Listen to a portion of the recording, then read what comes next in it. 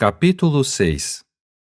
No ano em que o rei Uzias morreu, vi Jeová sentado num trono enaltecido e elevado, e as abas da sua veste enchiam o templo. Acima dele havia serafins. Cada um tinha 6 asas.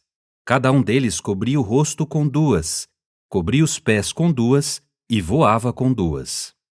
E clamavam uns para os outros: Santo, Santo, Santo é Jeová dos exércitos, a terra inteira está cheia da sua glória. E as ombreiras das portas tremeram ao som dos que clamavam, e a casa encheu-se de fumaça. Então eu disse: Ai de mim! A bem dizer, já estou morto, pois sou um homem de lábios impuros e moro no meio de um povo de lábios impuros, pois os meus olhos viram o próprio Rei, Jeová dos exércitos. Nisto, um dos serafins voou até mim, e na sua mão havia uma brasa que ele tinha tirado do altar com uma tenaz. Ele tocou minha boca e disse: Veja, isto tocou seus lábios, sua culpa foi removida e seu pecado está expiado.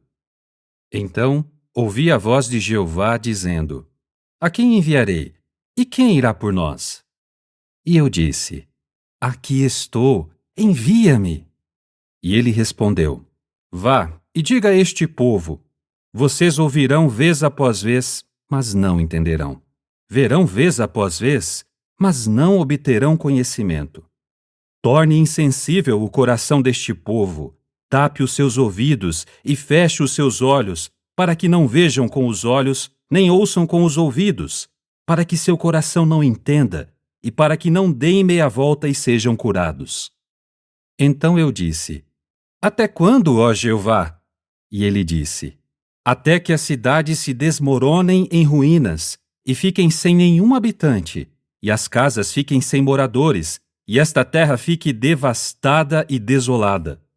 Até que Jeová remova os homens para longe, e a desolação desta terra se torne muito grande. Mas ainda haverá nela 1/10, e será novamente queimado, como uma árvore grande e como um carvalho, dos quais, após serem cortados, resta um toco. Esse toco será uma descendência santa. Capítulo 7. Nos dias em que Acás, filho de Jotão, filho de Uzias, era rei de Judá, Rezim, rei da Síria, e Peca, filho de Remalias, rei de Israel, vieram guerrear contra Jerusalém, mas eles não conseguiram tomá-la. Informou-se a casa de Davi: A Síria se uniu a Efraim. E o coração de Acás e o coração do seu povo começaram a tremer, assim como as árvores da floresta se agitam com o vento.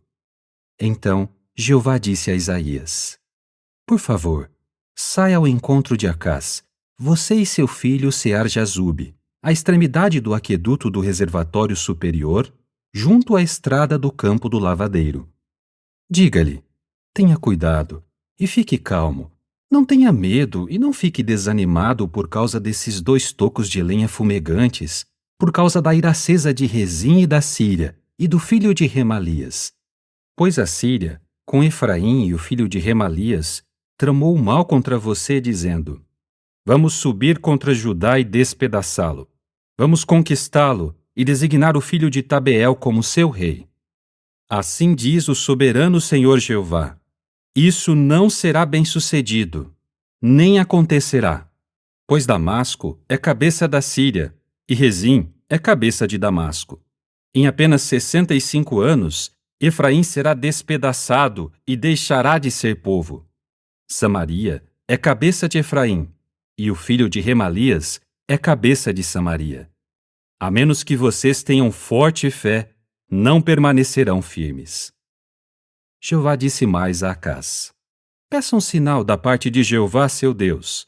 Pode ser tão profundo como a sepultura ou tão alto como o céu.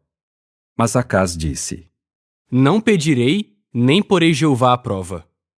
Então Isaías disse: Escutem-me, por favor, ó casa de Davi. Não basta vocês testarem a paciência dos homens, precisam também testar a paciência de Deus. Portanto, o próprio Jeová lhes dará um sinal.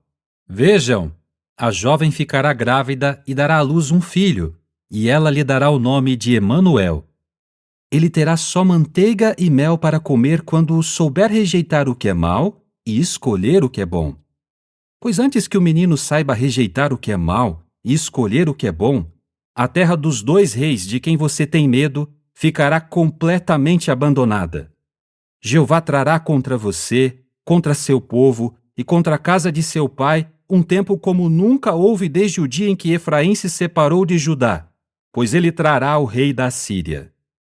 Naquele dia, Jeová assobiará para chamar as moscas dos distantes canais do Nilo, no Egito, e as abelhas na terra da Síria. E todas elas virão e pousarão nos vales escarpados, nas fendas dos rochedos, em todos os espinheiros e em todos os bebedouros. Naquele dia, por meio de uma navalha contratada da região do rio Eufrates, por meio do rei da Síria, Jeová lhe raspará a cabeça e os pelos das pernas, e a navalha lhe tirará também a barba.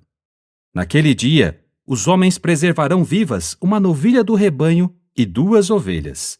E por causa da abundância de leite, eles comerão manteiga, pois todos os que restarem no país só terão manteiga e mel para comer. Naquele dia, em todo lugar onde havia 1000 videiras no valor de 1000 peças de prata, haverá apenas espinheiros e ervas daninhas. Os homens entrarão lá com arco e flechas, porque todo o país estará coberto de espinheiros e ervas daninhas. E de medo dos espinheiros e das ervas daninhas, você não se aproximará mais dos montes que antes eram capinados com a enxada. Eles se tornarão um lugar para a pastagem de touros e um lugar pisado por ovelhas. Capítulo 8. Jeová me disse: pegue uma tábua grande e escreva nela de forma legível: Maher Salal Asbaz. E que isso me seja confirmado por escrito por testemunhas fiéis, Urias, o sacerdote, e Zacarias, filho de Jeberequias. Então tive relações com a profetisa, e ela ficou grávida e deu à luz um filho. Jeová disse-me então: dê-lhe o nome de Maher Salal Asbaz, pois antes que o menino saiba falar meu pai e minha mãe, os recursos de Damasco e o despojo de Samaria serão levados perante o rei da Síria.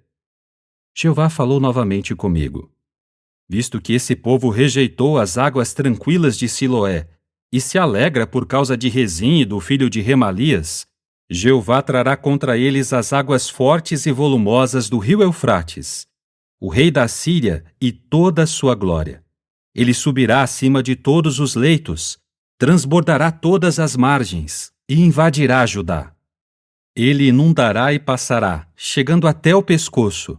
Com as asas estendidas, ele cobrirá a largura da sua terra, ó Emanuel. Causem dano, ó povos, mas vocês serão despedaçados. Escutem, todos vocês das partes distantes da terra. Preparem-se para a batalha, mas serão despedaçados. Preparem-se para a batalha, mas serão despedaçados. Façam um plano, mas ele será frustrado. Digam o que quiserem, mas não será bem-sucedido, porque Deus está conosco. A forte mão de Jeová estava sobre mim, e como alerta para que eu não seguisse o caminho deste povo, ele me disse o seguinte: não chamem de conspiração o que este povo chama de conspiração. Não temam o que eles temem, nem tremam diante disso. Jeová dos exércitos, é a ele que vocês devem considerar santo. É a ele que vocês devem temer, e ele é quem deve fazê-los tremer. Ele se tornará como um santuário, mas também como uma rocha contra a qual se esbarra e como uma pedra em que se tropeça para ambas as casas de Israel, como armadilha e como laço para os habitantes de Jerusalém. Muitos deles tropeçarão, cairão e serão quebrados, serão enlaçados e capturados. Feche a confirmação escrita, sele a lei entre os meus discípulos. Ficarei à espera de Jeová, que esconde a sua face da casa de Jacó, e porei nele a minha esperança. Vejam, eu e os filhos que Jeová me deu somos como sinais e como milagres em Israel, da parte de Jeová dos exércitos, que reside no monte Sião. E caso lhes digam: consultem os que invocam espíritos ou os adivinhos que sussurram e murmuram, não é a seu Deus que um povo deve consultar? Será que eles devem consultar os mortos em favor dos vivos? Não, devem consultar a lei e a confirmação escrita. Quando eles não falam segundo essa palavra, não tem nenhuma luz. E cada um atravessará o país aflito e faminto, e por estar com fome e indignado, ele olhará para cima e amaldiçoará o seu rei e o seu Deus. Então, ele olhará para a terra e verá apenas aflição e escuridão, sombras e tempos difíceis, trevas e nenhuma luz.